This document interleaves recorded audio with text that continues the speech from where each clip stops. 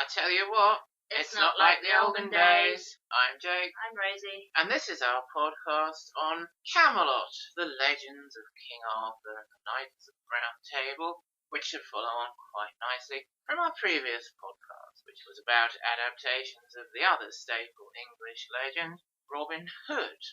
On that podcast, we discussed quite a lot of different shows and movies, and while I don't think either of us would claim that any of those Robin Hood adaptations are flawless, we did talk about them with some enthusiasm as things we very much liked, things that were adequate and more than adequate, indeed very good and excellent in some cases. The difference, I think, with this podcast is going to be that we're going to be talking about adaptations that perhaps we wouldn't even class as very good or even good at all or even adequate. Because I think we agreed quite a long time ago that there certainly wasn't a perfect Camelot adaptation or even really an adequate Camelot adaptation. But there are certainly some that have things about them that we like very much and that we'll be mentioning in this podcast, but it may be a podcast that's not so complimentary as the previous podcast was about the other staple English legend.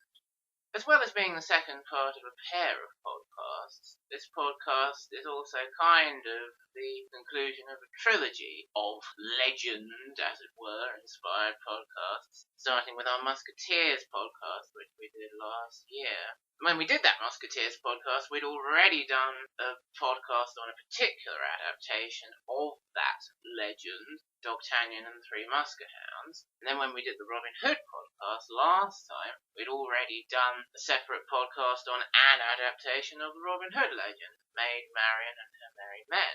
And the same is true of this podcast. We've already done, a long time ago, a podcast on an adaptation of Camelot, Blazing Dragons. So it's quite a neat little trilogy in that way.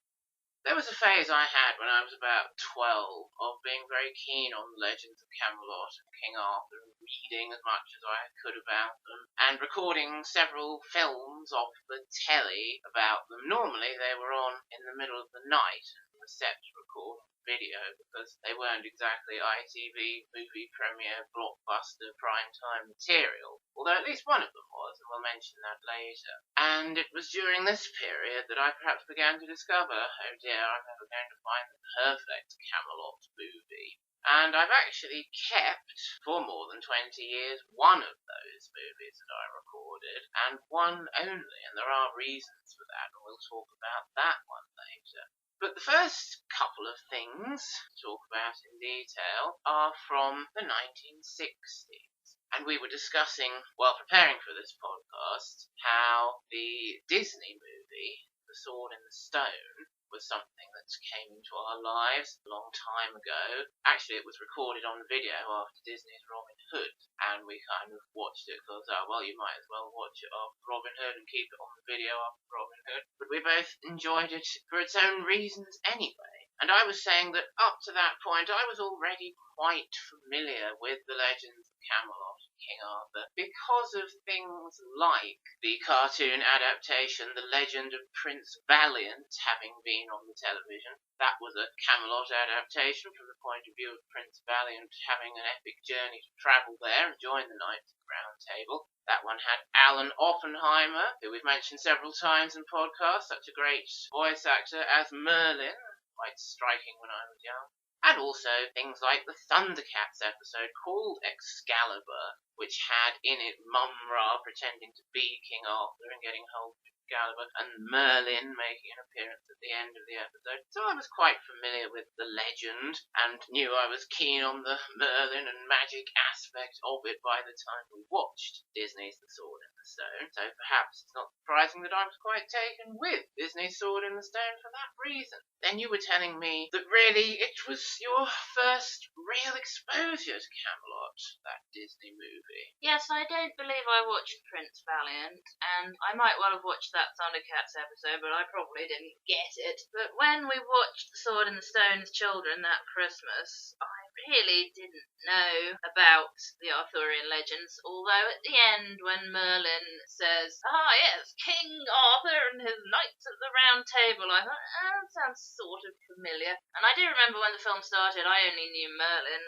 from Nightmare. And I saw him getting his water out of his well. I thought, he's a sort of Merlin kind of character. And then, not long after that, he introduces himself. My name is Merlin. And I thought, it is Merlin. And I was a bit surprised, but then I thought, well, I guess Nightmare took him from, legend or something, and he turns up in things. But actually, he's only really from Arthurian legend. And I did enjoy it. It's an engaging film. And I think what I'm going to do when we talk about each adaptation is say whether it's boring or inadequate, because all of them, I think it's safe to say, are one or the other or both.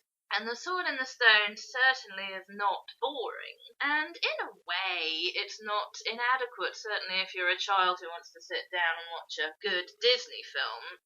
On the other hand, it's quite inadequate in terms of teaching you about the legend.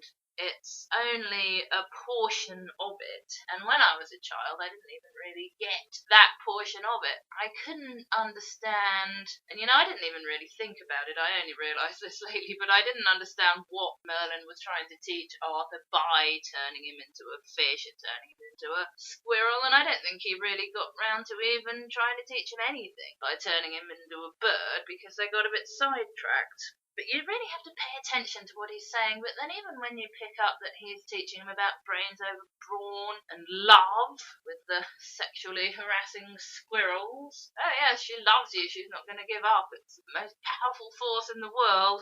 I always found that sexual harassment squirrel scene a bit uncomfortable to watch, actually. But anyway, even once you pick that up, it really doesn't seem relevant to what else is going on in the film. And when Arthur is happy to have been made Kay's squire to go to London with him and do the joust, I couldn't understand what Merlin's flipping problem was. Why he got all grumpy and, why haven't I taught you anything? And I'm like, well, you turn him into animals. That's got nothing to do with being Kay's squire. So it does seem a bit disjointed, and then right at the end, Arthur pulls the sword from the stone when you've pretty much forgotten about it, because so much other stuff is going on. And you're like, oh yeah, this is called the sword in the stone, isn't it? And the reason is really that there are a lot of gaps in the storytelling. It's a small portion out of this whole big thing about chivalry and being a good king, and how he's actually the rightful heir to the throne, and he ended up in this situation as completely not gone into. So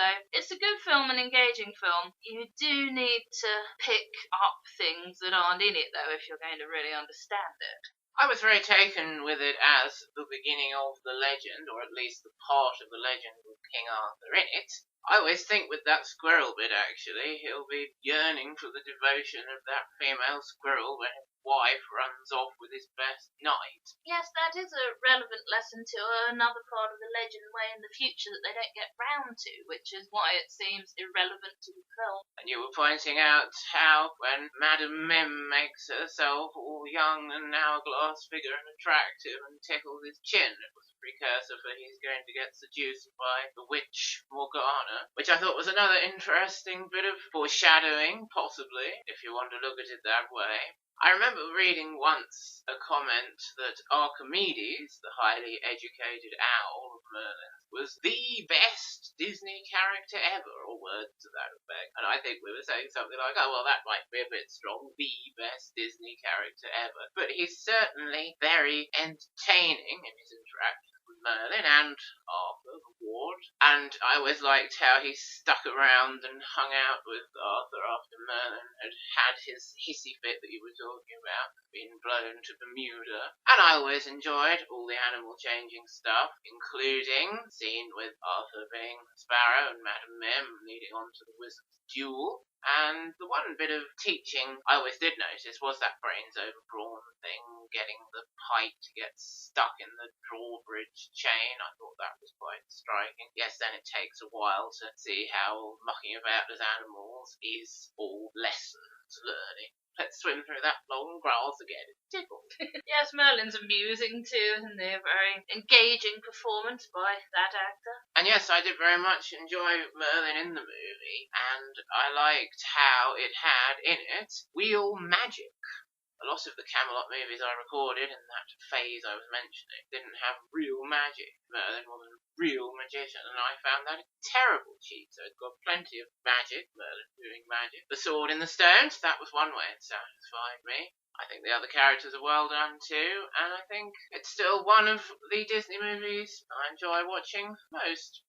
A quite interesting thing is it's from towards the end of Walt's life and involvement, which is more relevant to our Disney podcast that we've done than specifically Arthurian legend. But I was a bit surprised when you were telling me, which I should have known because I've got them all in chronological order on my DVD rack. Walt was still around, and it was before the Jungle Book, because it's full of things you wouldn't think Walt would allow, such as 3 different boys voicing Arthur, one of which, the main one, sounds very different from the other 2.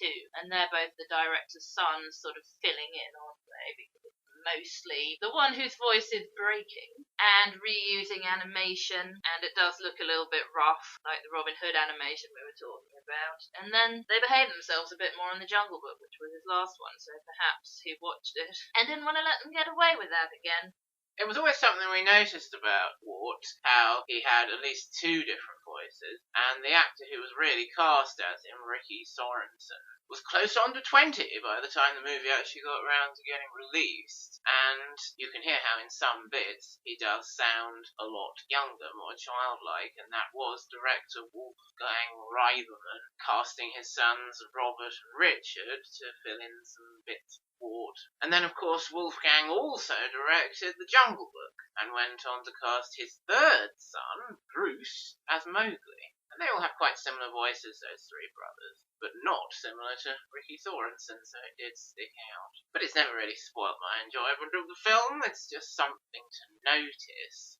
And obviously that Disney movie was based on the T.H. White novel, as was the other film from the 60s we're going to talk about, the musical movie adaptation of the stage musical Camelot, which was released in 1967. And when we watched that movie for the first time, which wasn't during this record of Arthurian movies that I was doing, it was a bit later than that, we both thought, aha, this is interesting. This is a direct sequel using the same source material as The Sword in the Stone Disney. When Arthur in the film is talking about Merlin used to change me into animals to learn stuff, we thought, aha, we know where that comes from. But then, of course, what annoyed me rather was that after Arthur had said Merlin changed me into animals, Guinevere comes in with, oh, come on now, don't be stupid, you can't do that. And Arthur goes, oh yes, of course, he didn't really, he just got me to imagine. And I thought, oh, it's one of those ones without real magic in it. I don't like that. And indeed, Merlin in that adaptation appears to be more of a memory of Arthur's than an actual current character in the narrative that is now. And that always used to annoy me when Merlin wasn't around properly for all of the story. So there were a couple of strikes against it in my book.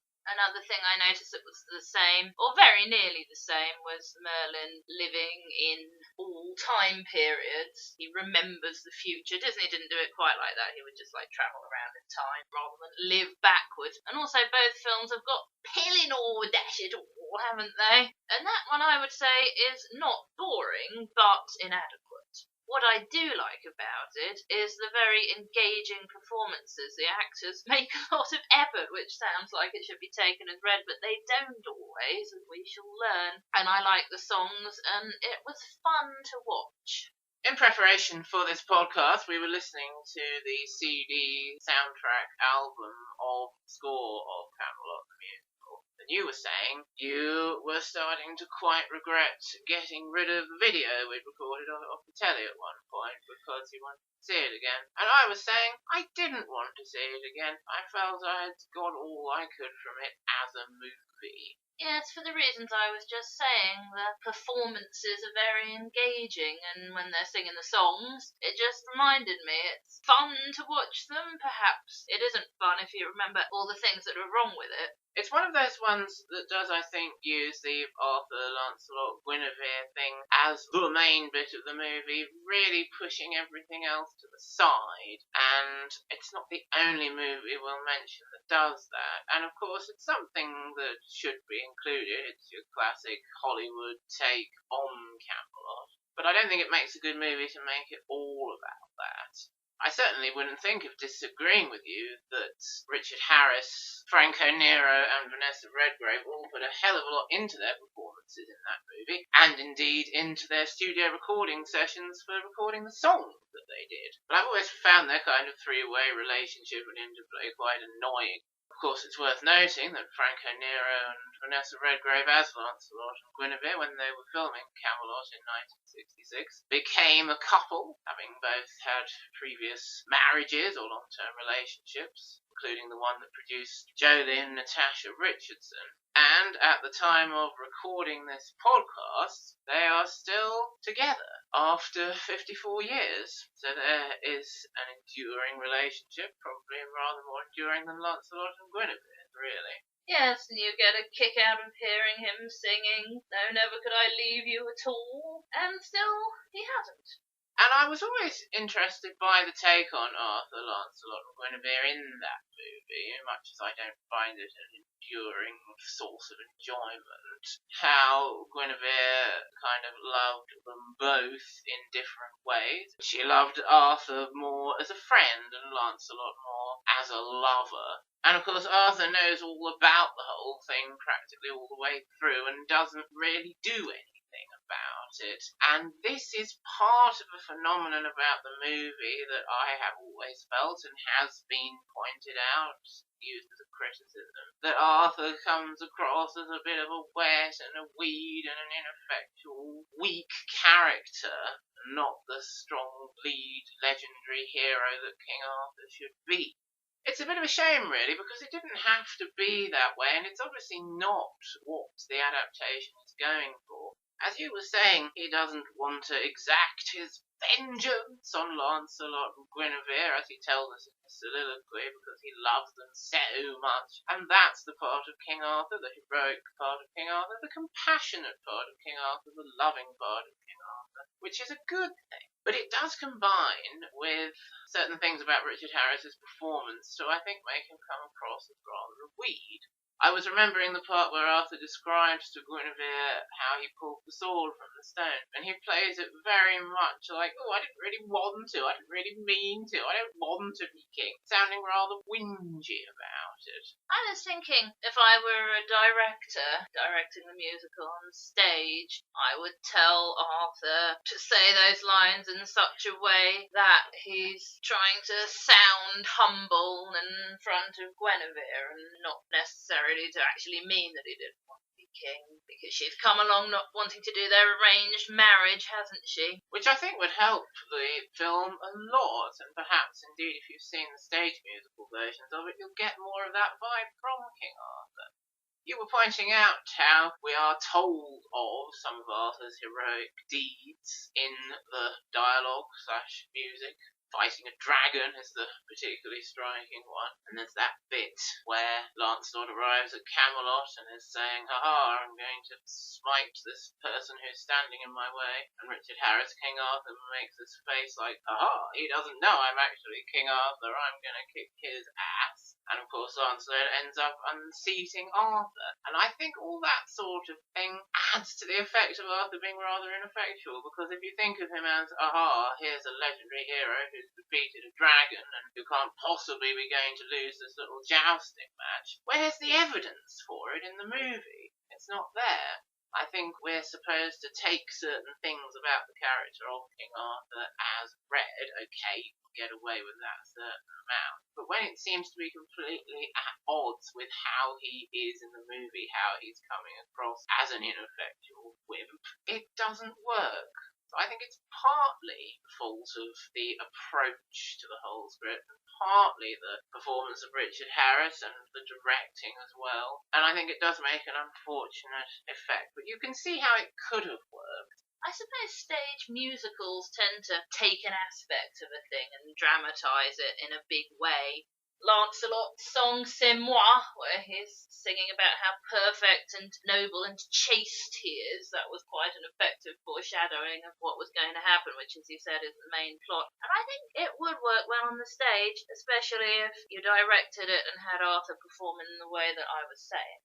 The other film adaptation that I really think takes the Arthur, Lancelot, Guinevere thing and pushes everything else out of the way to make room for it is a movie from the early 90s called First Night, with Sean Connery as King Arthur and Richard Gere as Lancelot. And this was something we watched during my Camelot kick in the mid-90s, and unlike the other films in that group, it was on in prime time as a kind of ITV movie premiere event. Ooh, this is going to be so good. And we did watch it, and I was absolutely bored to tears by it, and horrified by it being presented as a brilliant Camelot adaptation, and I hated it so much I never wanted to watch it again. And I don't think you liked it either, did you?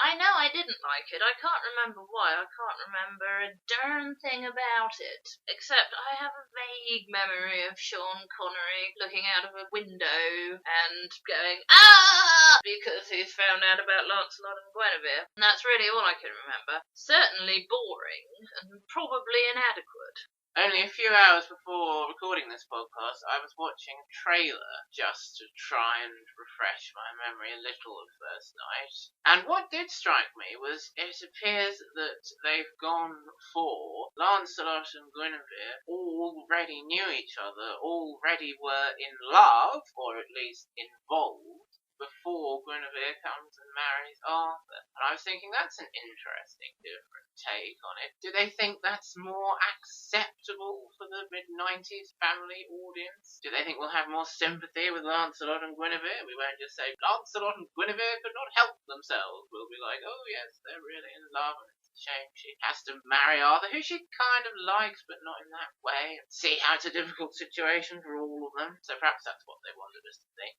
Although all we thought was, God, that movie was terrible.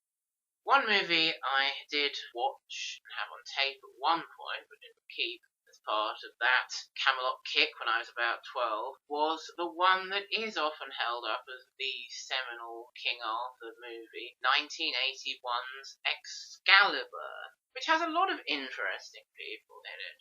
Gabriel Byrne as King Uther Pendragon, Helen Mirren as Morgana, Liam Neeson as Sir Gawain, Sherry Lungley as Queen Guinevere, and lots of other names one recognises when one reads the cast as well. And we watched that quite some years ago, but not as many as 20, probably more like 10, in order to make a proper assessment of it and see if it was the best Camelot movie, the most adequate, and we decided it was just rather boring, didn't we?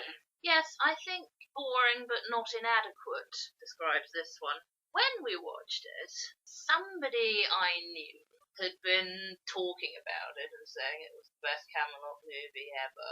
And perhaps I looked it up online and I thought, oh, it's like the Errol Flynn Robin Hood movie. And when I was after this in my life reading about Michael York's Musketeers and everyone was saying it was the definitive and the best and the only one you need, I thought, oh, that's like the Errol Flynn Robin Hood movie and Excalibur, but for the Musketeers. So I was very interested to see it. When I saw it, I'd already seen another thing that we're going to talk about in some detail, which was a different version of the full story. And Excalibur does give you the full story, doesn't it? Which is why it's adequate.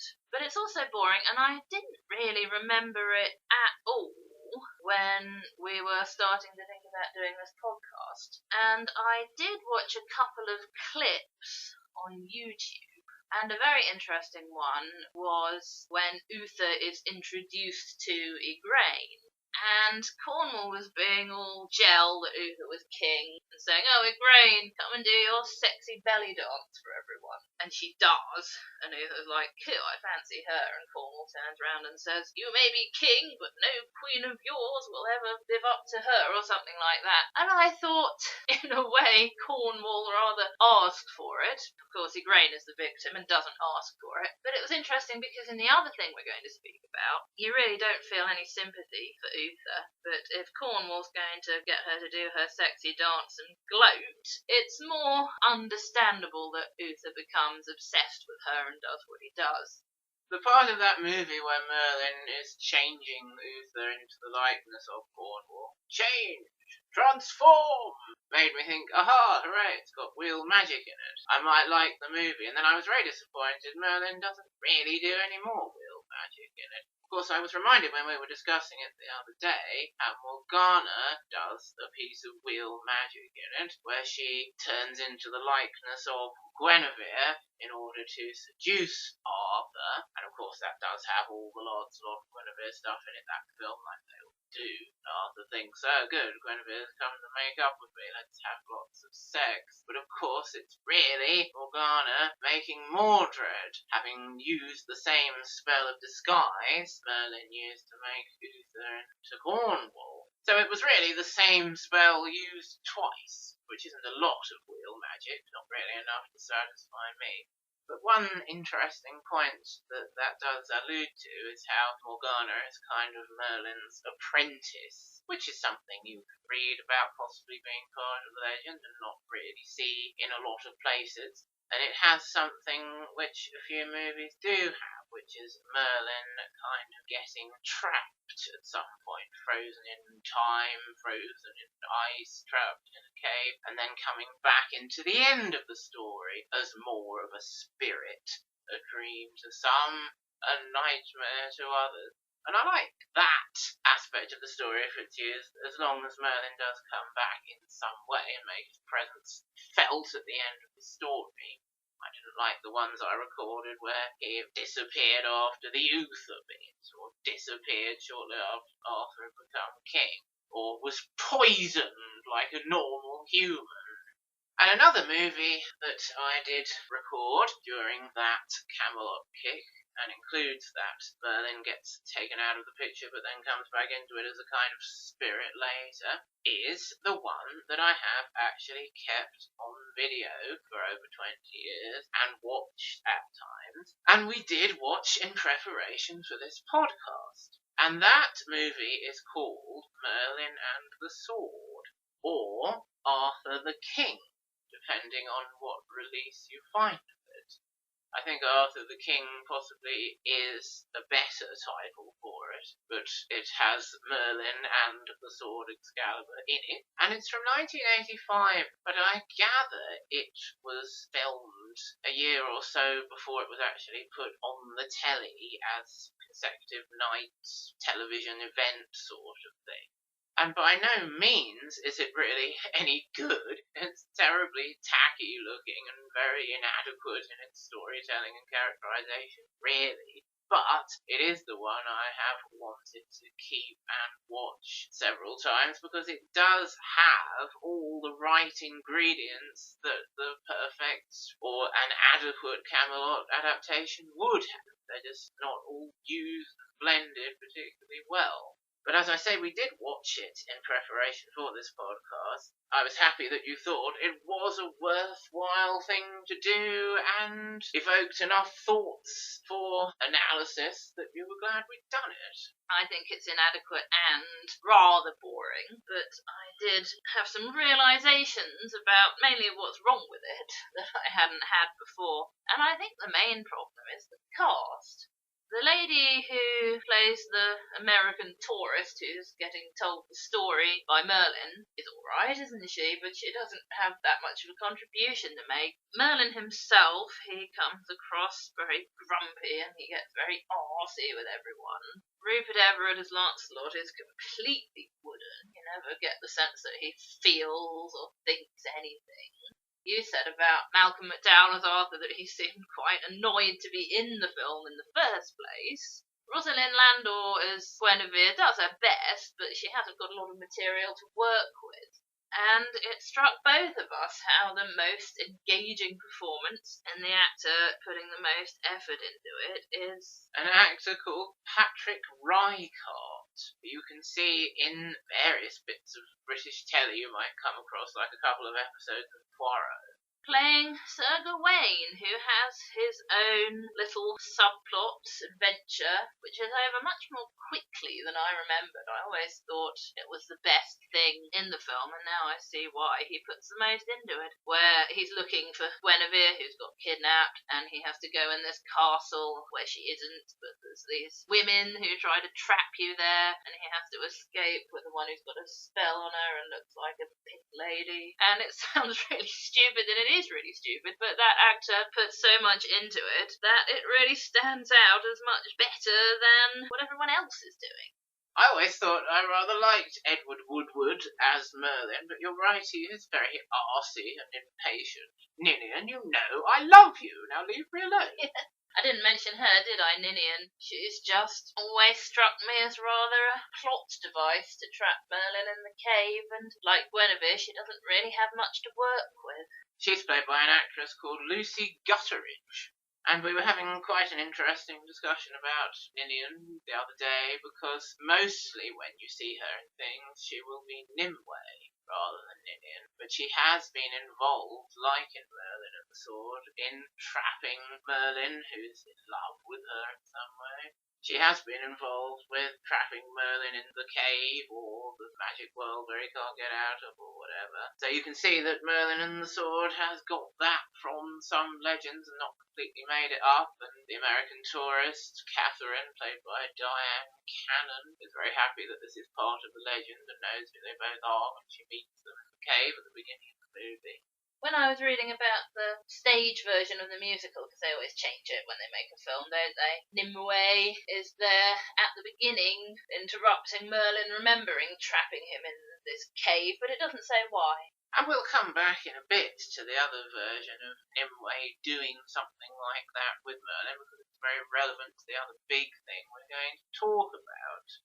The other main cast member in Merlin and the Sword, second billed after Malcolm McDowell, was Candice Bergen as Morgana, a very American Morgana. It also has an actor called Joseph Blatchley as Mordred, I suppose is another main character. And you had an interesting comment about Mordred as a performance as well. But I was particularly struck by what you were saying when we did watch it recently about Morgana. I always thought perhaps she was a little over the top and theatrical as Morgana, Candice Bergen. But actually, like you helped me realise about Merlin being arsey, I realised you were right about Morgana as well. It is a striking, memorable, useful Morgana performance to help you kind of get to grips with the character. Certainly she's good for children, I think. She was the first Morgan or Morgana I ever saw. She's not in The Sword in the Stone. She's not in the musical.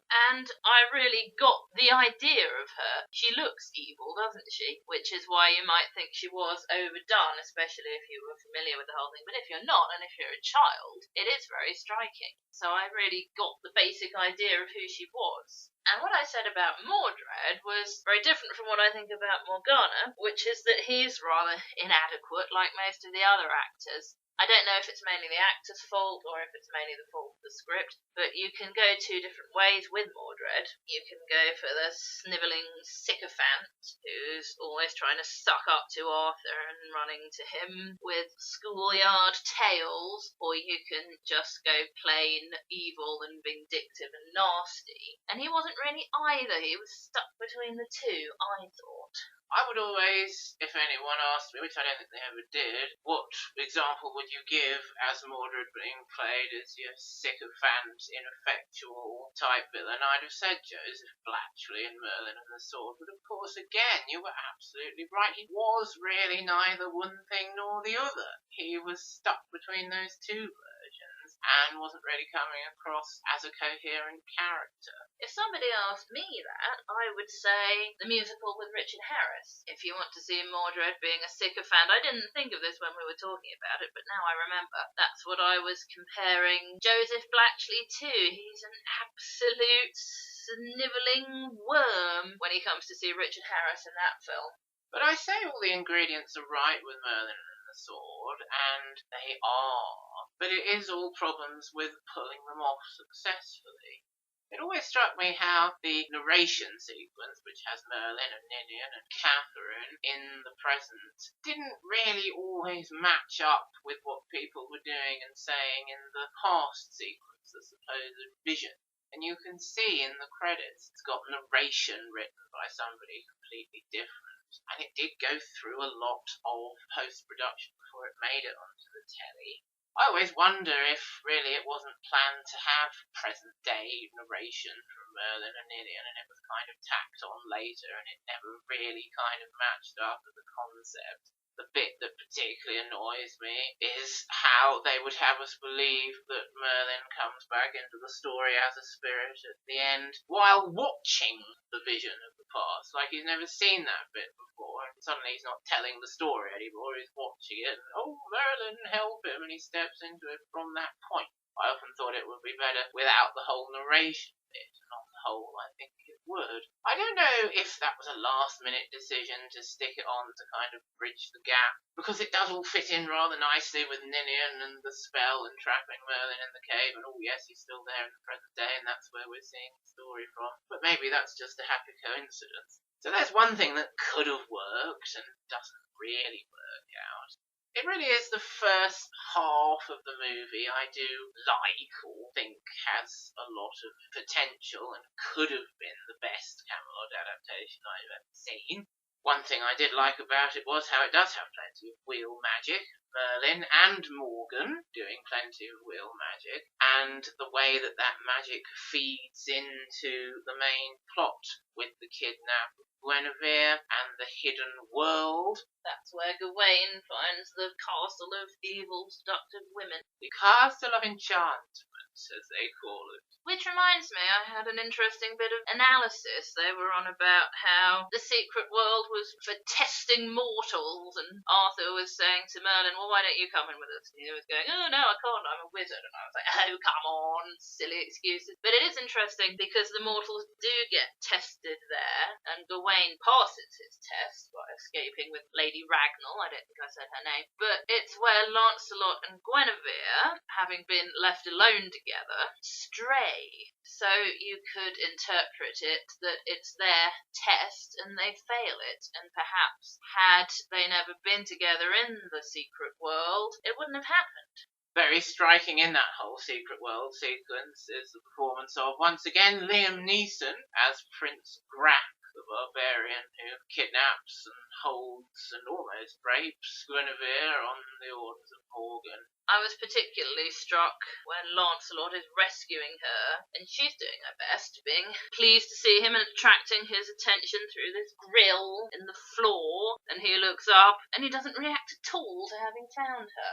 It was so interesting, wasn't it? It was during that bit, when Lancelot and Gawain go into the secret world, that we were both struck and both thought to say to each other about how Patrick Rycart as Sir Gawain was putting the most effort into the movie, bringing his character to life by far the best of anyone. Where Lancelot and Gawain come to the dividing of paths, and obviously Lancelot goes off to Guinevere, not knowing that's how it's going to be, but the narrative it has to be, and Gawain goes off to find Lady Ragnall. He's trying to find Guinevere, and he ends up finding his true love, which is a nice little story within the whole thing. But he was really bringing that scene where they split up to life, wasn't he, Patrick Rycart? Oh, there's a starved devil, which way to food and shelter, and engaging us in the whole thing, and Rupert Everett was getting very left behind as a performer. That whole sequence is a good idea, isn't it? You were just describing, and there really are 3 degrees of performance. Gawain putting a lot into it and making it very engaging. Guinevere really doing her best but not having much to work with. And Rupert Everett as Lancelot not really bothering. It does have good ideas and a lot of potential, that movie. I think it does start to lose its way rather after all the secret world stuff and everyone's just kind of hanging around, moping around. Arthur's final scene with Mordred, he's just kind of sitting at the round table in this kind of sheet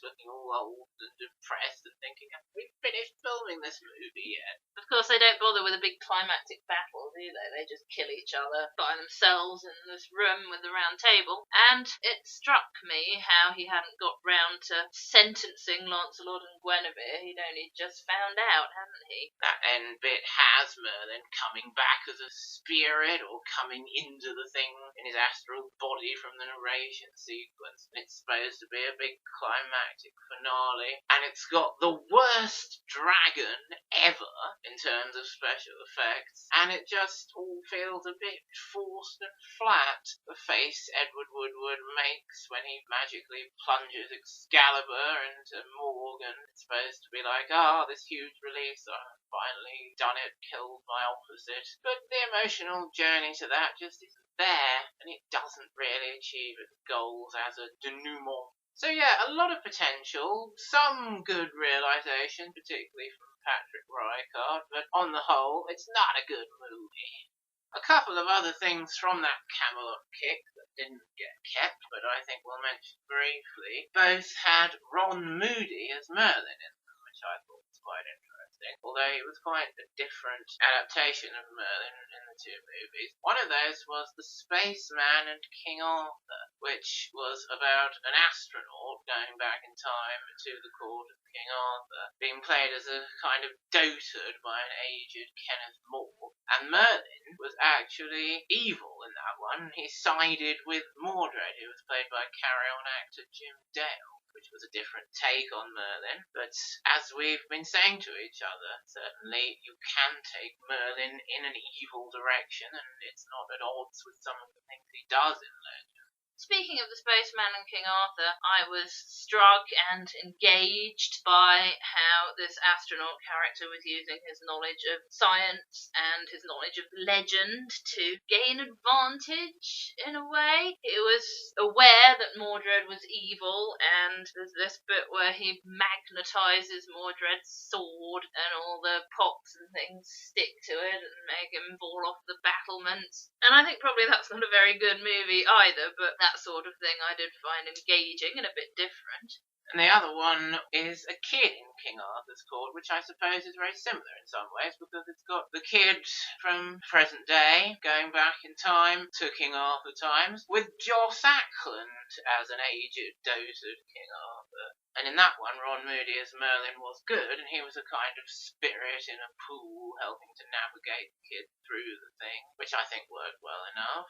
But what was very interesting about that one is what Rosie's going to tell us now. The interesting thing about that movie is that it's got flicker and flame in it, which you will know all about if you've heard our Blazing Dragons podcast. In that one, King Arthur had two daughters, and one of them, the younger one, was hanging about with the kid in King Arthur's court and making friends with him, and I think she was on the baseball field in the present day reincarnated or something, wasn't she? And the other one was Kate Winslet, and she was in love with a stable boy or something, and won the right to choose whom she would marry by disguising herself as a knight and doing the joust for her hand, which is in fact an idea they used in Blazing Dragons. But I wanted to check I'd remembered that correctly, and I actually found the clip of it on YouTube, which made me realise the whole presentation of the film is really annoying, mainly because of the archaic speaking that they try and make them do in the script, which isn't accurate at all. All they do, as far as I remember, is they make Joss Ackland go around saying thee, thou, thy instead of you and your,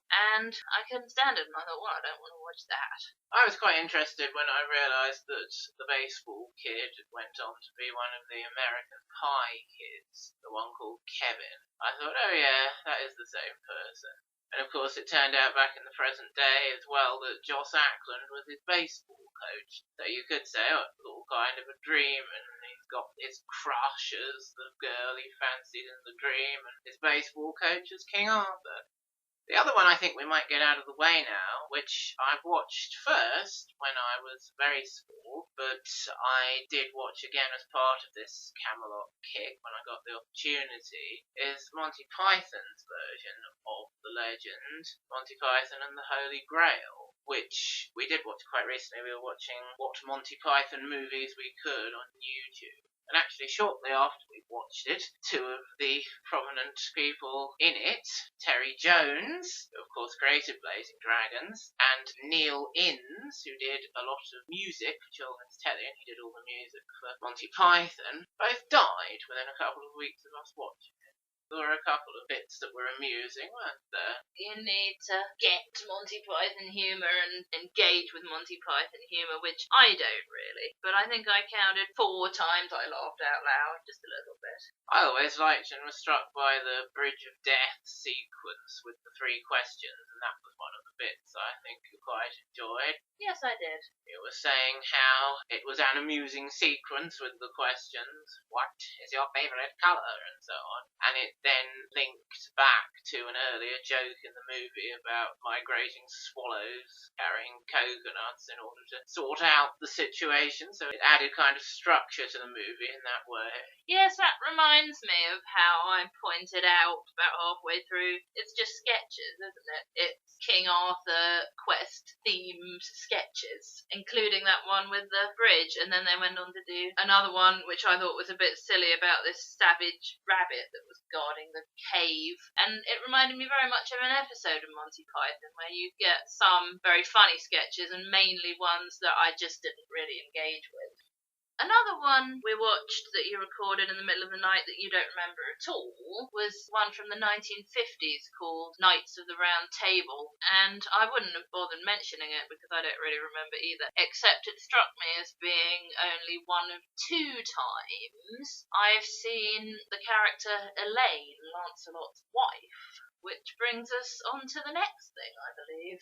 Now, when I was very much out of my Camelot kick and had moved on in many ways, including to a different house, I was interested to read on teletext, look what's coming to Channel 4 probably over Christmas, that's being made by a lot of different companies from a lot of different countries, or at least a couple of different countries, coming together to make a big production. It is Merlin, a 2-part TV event starring Sam Neill, who you all know from Jurassic Park, as Merlin, and documenting the whole story of Camelot, and as it turned out, quite a bit of stuff before Camelot from the perspective of Merlin. And I thought, that should be interesting to watch. And we did sit and watch it over a couple of consecutive suppers, and we did later, or you did later, get it on video and then DVD, and we have watched it a lot of times, including quite recently. One thing I did think about it, just from reading the concept on teletext, was, that's good that it's going to have Merlin there, present, playing an active part in the whole story. I always wanted to see a Camelot adaptation where Merlin threw back the sword, Excalibur, into the lake, back to the Lady of the Lake at the end of the adaptation. But you never saw that in the ones I recorded, and then when I was reading Enid Blyton's Tales of Brave Adventure, she actually informed me, it's Bedivere who throws the sword back, not Merlin. And I was reading how in the 1981 seminal Camelot movie that we were talking about earlier, it's Percival, so Merlin never really did it. Perhaps I got from Thundercats the idea that Merlin was the one who went and got the sword to and from the Lady of the Lake, because he certainly did in that. But then finally, I found one where Merlin did throw the sword back to the Lady in the Lake at the end of it. And that's not the only thing about it that I think I very much did like when we first watched it. I must have bloody loved it, mustn't I? I did get it on video, and not very long ago I thought it was worth getting on DVD when all the video machines started to disappear. And it's since then I've started to think, maybe not so much. But it's certainly not boring for me, and I did think for a long time not inadequate. As well as it being very engaging, good performances, a lot of magic and evocative settings and things like that made it very engaging, it really did fill in the gaps. I hadn't seen Excalibur, and I'd heard Jake talking about Uther and Arthur was his son, and he had sex with his sister to make Mordred, and Excalibur came out of the lake and all that kind of thing, but I really couldn't piece it together. And Sam Neill and Friends did that for me. It's a very coherent telling of the whole thing from the conquest of Uther, even a bit before that, to the death of Arthur and even a bit after that. So with those ingredients, the engagingness and the fullness of the story, I decided that I liked it and it was my favourite Camelot adaptation, and I think I still would say it's my favourite, even though there are things wrong with it, because there's not as much wrong with it as there is with all the other ones. And I was telling you that some years ago, I think,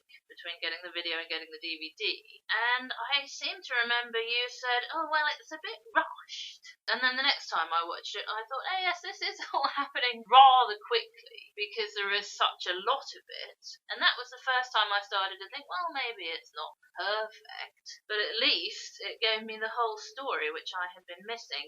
And I think I'll say now, that's the thing I was talking about where I had no sympathy for Uther. Cornwall is coming to congratulate him on being king and being perfectly civil and saying, this is my wife Igraine. And Uther's barely got his bum on the throne before he's seeing her and deciding that he has to have her at all costs. It's also the other thing where Nimue kind of traps Merlin in a cave, and there's a lot of lead up to it and mitigation about saying that that's what happens in it. But nonetheless, it is the third thing where that kind of happens. I was saying when we watched it recently, the Camelot bit, which is the second episode in the UK version, the second half of it, pays lip service to Camelot. It is very rushed. It's all in there, but it's not exactly an in-depth adaptation of it. But as you say, that's what it has to be for the time. One thing we did used to say about it was that the first half, the non-Camelot half, which ends with the birth of Arthur, was better than the second half, was more interesting than the second half, partly because it was stuff we didn't already know, so it was kind of more its own thing. We start the flashback, Merlin telling the story, with Arthur's grandfather. You actually get 4 generations of that family in the whole thing. King Constant, King Uther, King Arthur, and then Mordred. And it starts with him getting overthrown by this character Vortigern, played by Rutger Hauer. And then he's the one who gets Merlin involved in the whole thing. And Uther comes and defeats him to get the crown, and Merlin helps Uther get the crown of Vortigern. It's a whole new start to the story, even further back than ever before. When I wanted to see the full legend in these adaptations, I'd wanted to see it start with Uther conceiving Arthur in the way that he does. But actually, yes, it was quite interesting to see the whole lead into that and how Merlin was involved.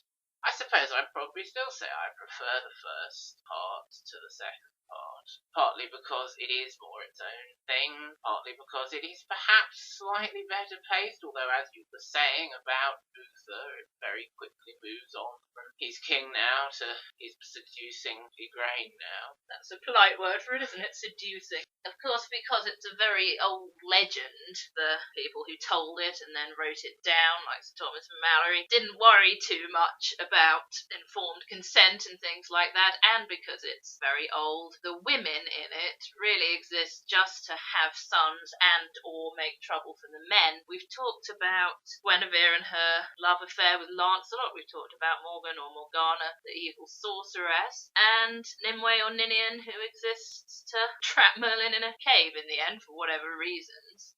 I particularly started to realise that with Sam Neill's adaptation because of one of the issues with it, which is that those roles are all fulfilled by a different woman. Queen Mab, played very well indeed by Miranda Richardson. So Nimue and Morgana are in it, but Mab is really doing the things that they're supposed to do, which are important, and they're getting kind of sidelined, and they're not as interesting as the other characters. Of course, there is the Lady of the Lake, who exists to be a benevolent spirit, and she's Mab's sister, who's also played by Miranda Richardson. So I guess there's one woman who doesn't exist just to do those things. And it's the same with Guinevere, really, isn't it? Mab is the one who comes up to Guinevere and entices her to act on her fancying of Lancelot. He's very handsome, isn't he? all the kind of evil woman force that we can see in these different characters are driven by Queen Mab. And I was never convinced that was a very good idea, really, having Queen Mab in it at all. And one thing we've always noticed in reference to that was that it does make Morgan rather obsolete in the show and a rather uninteresting part of the show, and she doesn't get the importance and the screen time and the status she normally has and deserves as the female villain. Obviously not as Queen Mab. They got Helena Bonham Carter to play Morgan, or grown-up Morgan, and it's when she becomes Helena Bonham Carter in part 2 that she gets pushed into the background and is rather done a disservice, because Morgan in part 1, when she's saying wheel magic, is a lot more interesting and has a lot of potential and is set up to be significant, but then it doesn't come to fruition. Her name is Alice something, isn't it? And it's a very competent, engaging performance by this child. I like it a lot. She's building up a lot of animosity towards Arthur, who's not her real brother. The man who made him wasn't my real father, and she's seen that it's Uther. And there's a lot of potential there for her to want revenge on Arthur and have some audience sympathy behind her. Then when she is Helena Bonham Carter in part 2, it's quite a seamless transition because they've got this very particular makeup on, most noticeably a kind of eye deformity, and then Frick, Mab's gnome assistant sort of thing. Her evil dwarf companion. Yes. Like Morgan has in Merlin and the Sword, we didn't mention. He's called Gorgon. Yes, that gave us a laugh, didn't it? Makes her beautiful, makes her look like Helena Bonham Carter with more conventional TV makeup on. And from there, everything she does is driven by Mab. And what does she do? Go and seduce Arthur, who hasn't seen her before. So there's a difference from Excalibur. There's no need to disguise herself because he would recognise her as his sister. Has the baby, and then quite soon after that falls down the castle steps and cracks her head open because the show doesn't need her anymore and Mab doesn't need her anymore and makes her fall over. Such an anticlimax after what she's been set up for. It's very striking in the first part. She can see Uther as Uther rather than Cornwall when he comes to do his rape at her home, and she's trying to warn her mother about it. I believe that was the case in Excalibur as well. So that really implies some sort of magic in her all the time. And when Frick is coming to her and saying, I can teach you all sorts of magic, and she quite likes that idea, that comes to nothing. Frick and Morgan just hang around and get belittled by Mab and Mordred as part of the evil awesome foursome. And before I forget, this is the other thing with Elaine in it, who also does very little. I don't think she actually actively kills herself, does she? She just dies of a broken heart. Even Elaine has very little to do except what Mab dictates. Sam Neill obviously is always wonderful, and he certainly is as Merlin. As you were saying, Miranda Richardson very engaging in both her roles.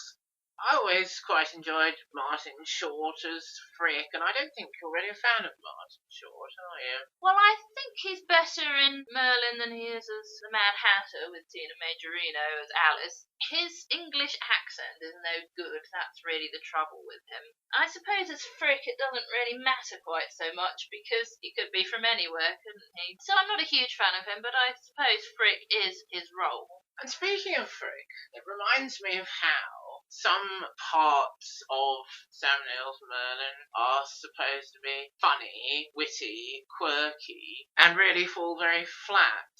A lot of them do involve Frick, making Mab angry and getting covered in water and things like that, but there are other bits that are obviously supposed to be quirky and funny and just won't work at all. I think it would have done better to stick to one genre, the epic magical fantasy genre, rather than trying to be a comedy as well.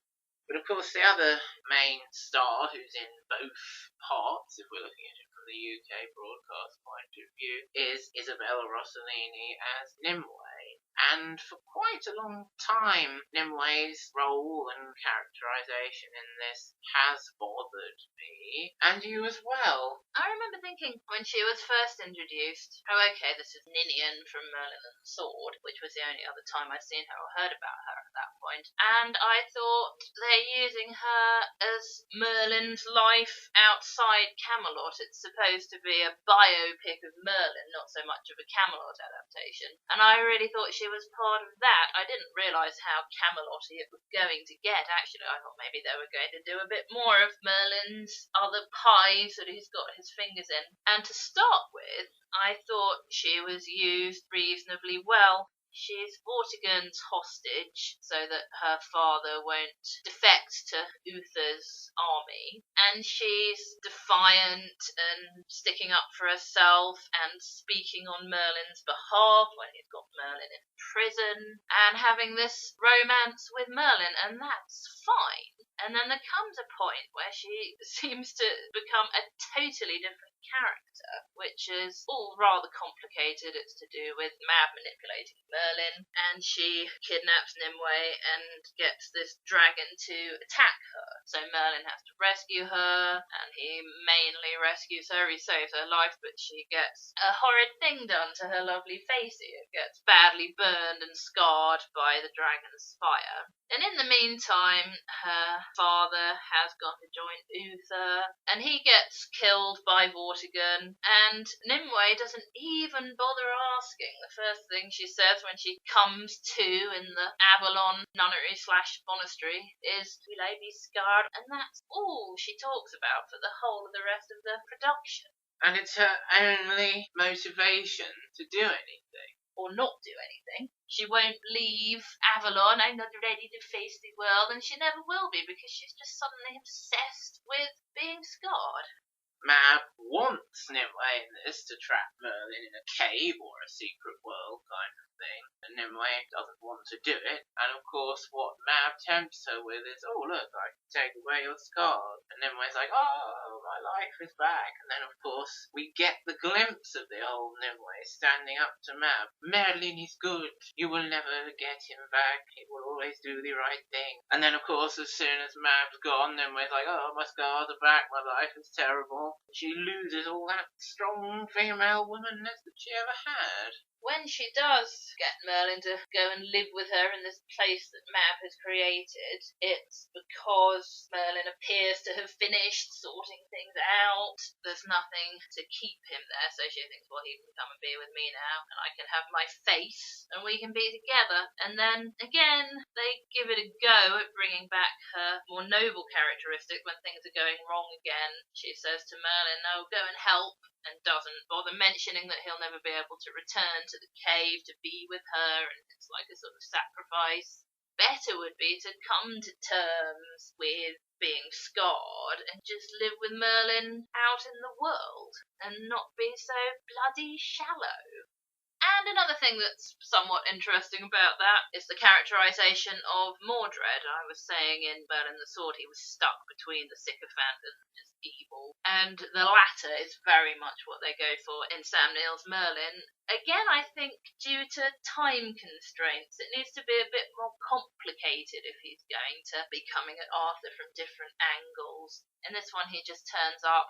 They have cast a very evil-looking actor. I'm not being rude, but he's got a really evil face, and his whole manner is just very confrontational, and he makes no secret of what he's trying to do. And I was thinking about him as well as Mordred in the musical when I was thinking about how in Merlin and the Sword he's neither one thing nor the other. That was the last new adaptation of the Arthurian legend we saw in the Olden Days. There have been adaptations of King Arthur and Camelot in the 21st century, and doubtless there always will be. However, things are being adapted in art forms at the time. Of course, as was mentioned on the previous podcast, it seems that Camelot is the staple legend that has dropped out of the soup of the young people nowadays, rather than Robin Hood, but it's still around.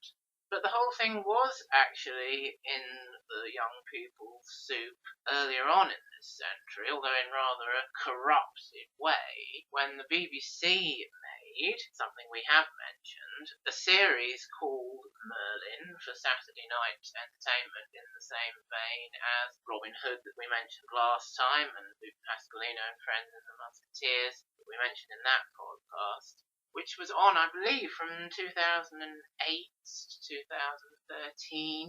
So kind of overlapping a bit with Robin Hood and then taking over from it. And that's kind of what millennials think of as Arthurian legend, if they think of anything as Arthurian legend. It was very popular, and I think if anyone's bothering listening to us, some of those people were fans of that show, which is more palatable, I think. Nightmare fans and what have you liking it than CYPs, because they know the actual legend and they can see how it's just an adaptation. Whereas it did annoy me that children and young people were seeing this and knowing nothing else about it and taking it as the story. And it did annoy me how in the Radio Times, when it was introducing itself, it was pretending to be something it wasn't. It was saying, oh, everyone knows the basic story, but this is a prequel that nobody knows. And that isn't true at all. That's all there in the original legends. And I think really they did know what they were doing, because they have taken and adapted aspects that they wouldn't have thought of, like Arthur and Morgan being siblings. It's done in a different way. He's a legitimate, acknowledged heir to the throne, and she is King Uther's ward. You wouldn't just pluck that out of the air, would you? That's based on the brother-sister relationship. Mordred appeared as a sort of orphan or something, and Morgan started to take him under her wing and develop affection for him, and that's how they've adapted the mother-son relationship with them. And that kind of thing in itself, I don't mind adaptations, as long as you acknowledge what you're doing, you don't tell lies about it. Having said that, I didn't enjoy it, and I gave up on it pretty quickly. I didn't think it was well written. I didn't think the young actors were any good. I didn't think that the stories were much good. I just didn't engage with it. Yes, it did annoy me that it was mythologically inaccurate rather than historically inaccurate. But as you say, that's not, or it shouldn't be, a problem in itself. And you could see, as you also said, how it was adapted from the legend. It was just annoying if people come into it and that's all they know of it, and they're not able to look at it and think, oh yes, that is an adaptation of the legend, but instead think, oh, this is the story. The whole concept of Arthur as Prince Arthur is a whole new concept. I said to a young person at one point, well, Arthur's never been Prince Arthur. He doesn't know he's the king until he becomes the king. The actors I enjoyed watching in it were the older ones. Anthony Head as Uther, who, entertaining as he was, actually stuck around for far too long in the story. They needed to get him out and get Arthur king. They spun it out too long. And Richard Wilson as Gaius, Merlin's kind of mentor. I stuck with BBC Merlin for longer than you did, but I didn't really like it very much. And one Saturday I realised, I'd rather stay at the computer and finish off this thing that I'm doing rather than go and watch stupid Merlin. I'm going to do that instead. One thing that annoyed me about it was it's one of those things where there is a bit of status quo that is obviously really so important to the whole setup of the show that it doesn't change, despite the fact that it should. And with the characters' journey and experiences, they should be feeling differently or have realised more than the go-to status quo of the show will allow. In this case, it being Arthur's dislike of magic, which is very much something he's picked up without thinking from his father, Uther, who's actually outlawed magic. But Arthur's journey should be all about discovering how you shouldn't blindly follow the rules of your parents, and he should come to realise that magic isn't bad, it's how it's used that's good or bad. Like social media. Exactly. And have more of that journey, but he's always from the start point, even several series in, of magic is evil, my father is right, no matter what.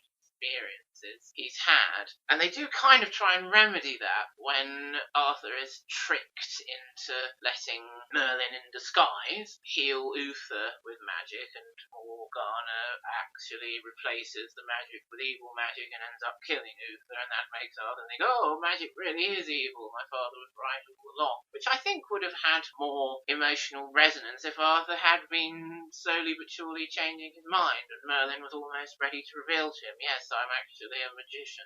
So it's things like that weren't really pulled off very well.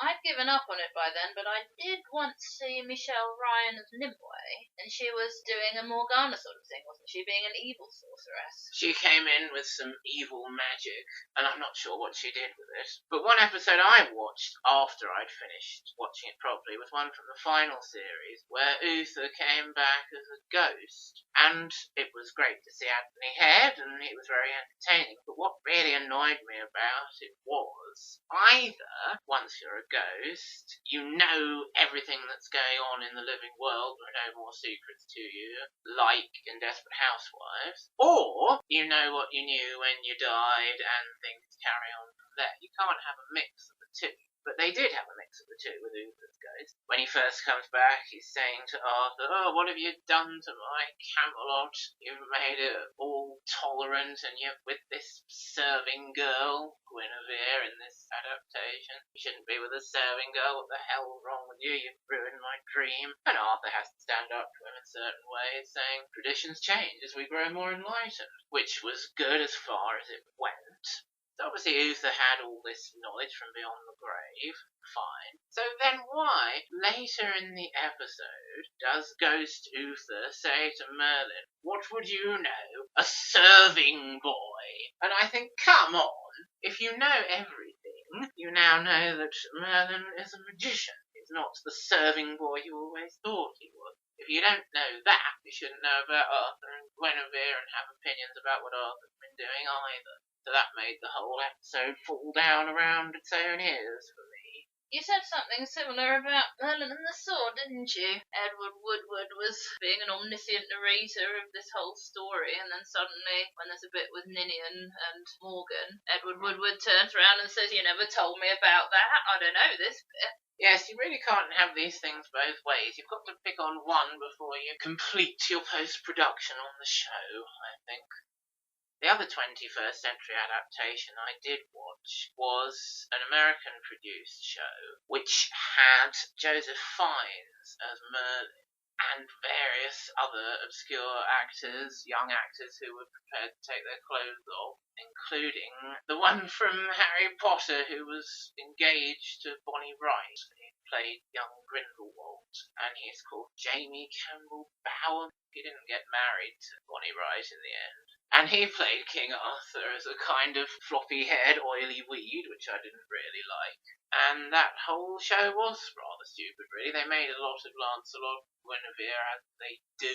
Didn't they subvert it? Weren't they the ones who were married and then she had the love affair with Arthur? And you were saying, well, that's ridiculous. The king can have whoever he wants, even if she is someone else's wife. Yes, that's right. That's how it went. And they were calling him Leontes. But even though I remember that, I had actually given up on it after the first episode. I think I was just around when it was on. And I remember it was marketed as it's the Tudors meets Merlin, and I thought, well, you would say that, because it's got the sort of presentation of the Tudors, including the tits and stuff like that, and it's got the source material of Merlin, and I thought to myself, I don't think that's going to work. So I suppose you could say I was prejudiced when I started watching it, but it was actually rubbish, in my opinion. The other bit of love story it tried to do in a different way was to keep Igraine around, which they don't normally do, because, as you say, her purpose is just to give birth to Arthur. And she was the one who had this ship with Merlin, but I don't think she tried to trap him in a cave. But even at that stage, I still wanted to see Merlin do real magic in it, and it kind of seemed like he couldn't at first. And then it turned out he kind of could. What he actually could do was manipulate the elemental forces, the four elemental forces, which was the way that magic was done in that universe. So I thought, oh yes, that's fine. I'm happy with that. He doesn't do things like disapparate and make rainbows come and touch people he fancies, but he manipulates the elements. That's magic in this universe. And then it turned out he could also absorb injuries to heal you, and he was doing this to Igraine at one point, and she was like, oh no, don't take any more, you'll kill yourself. And he was like, oh, I have to heal you because I love you. Sounds absolutely sick-making. So I guess I was fairly satisfied as far as that went. But on the whole, no, I didn't enjoy the show, although I did find it reasonably interesting to watch and file away as something to talk about when talking about Camelot adaptations. That one was a few years ago, wasn't it? And since then, they seem to have stopped making any. Unlike Robin Hood, I was able to say they made this new one. I don't know anything about it, but it exists. But there seems to be no more Camelot for the time being, and that's why the CYPs look at you blankly if you try and talk to them about it. And that's certainly a full roundup of all our Camelot experiences, opinions, thoughts, and analysis.